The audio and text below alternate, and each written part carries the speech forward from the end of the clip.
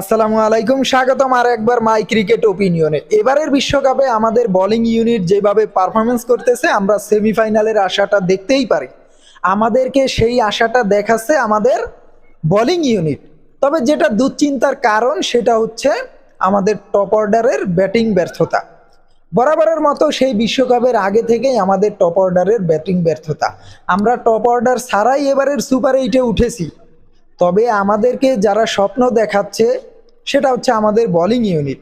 আমাদের bowling unit যেইভাবে group পর্বে তারা যেইভাবে পারফরমেন্স করলো, তাদের এই পারফরমেন্সের ধারা যদি সুপার এইটে অব্যাহত থাকে, আর আমাদের সেই টপ অর্ডারের মুক্তিযোদ্ধা কোটায় যারা খেলে তারা যদি কোটা বার দিয়ে যদি নিজেরা নিজেদের সামর্থ্য অনুযায়ী খেলতে পারে, তাহলে আমরা সেমিফাইনালের আশা করতেই পারি। আশা করতে তো আর সমস্যা নাই। তবে যেটা দুশ্চিন্তার কারণ সেটা ওই ব্যাটিং অর্ডারের ব্যর্থতা। তারা তাদের শতভাগ না, তারা যদি তাদের 50% দিয়েও যদি বাকি যে মিডল অর্ডারে আমাদের যে ব্যাটসম্যানগুলো খেলতেছে তাদেরকে যদি তাদের 50% দিয়েও যদি সাপোর্ট দিতে পারতো, তাহলে নিঃসন্দেহে এবারের বিশ্বকাপে বাংলাদেশ দারুণ কিছু করত এবং এটাই হতে পারতো বাংলাদেশের ইতিহাসের সেরা টি-20 বিশ্বকাপ। সো তারপর আমরা আশা রাখি, আমাদেরকে আশা দেখাচ্ছে আমাদের বোলিং ইউনিট।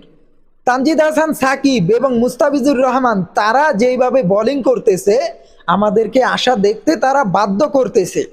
যেখানে বিশ্বকাপের আগে তাদের যেই হতশ্রী পারফরমেন্স ছিল, সেখানে তো অনেকে আমরা আশাই বাদ দিয়ে দিছি যে বাংলাদেশ সুপার এইটে খেলবে। তারপরেও আমরা সুপার এইটে চলে আসি। আমরা আশা রাখি সুপার এইটে তারা অন্তত ভালো কিছু করবে। 100% না দেখ, তারা 50% দিয়ে খেলুক, সেই আশাটা আমরা করি। আর আমাদের বোলিং ইউনিট তারা তাদের এই পারফরমেন্স অব্যাহত রাখবে, এটাও আশা করি। ইনশাল্লাহ এবারের বিশ্বকাপটা বাংলাদেশের জন্য একটা স্পেশাল বিশ্বকাপ হতে চলছে এবং দারুণ কিছু অপেক্ষা করছে বাংলাদেশের জন্য।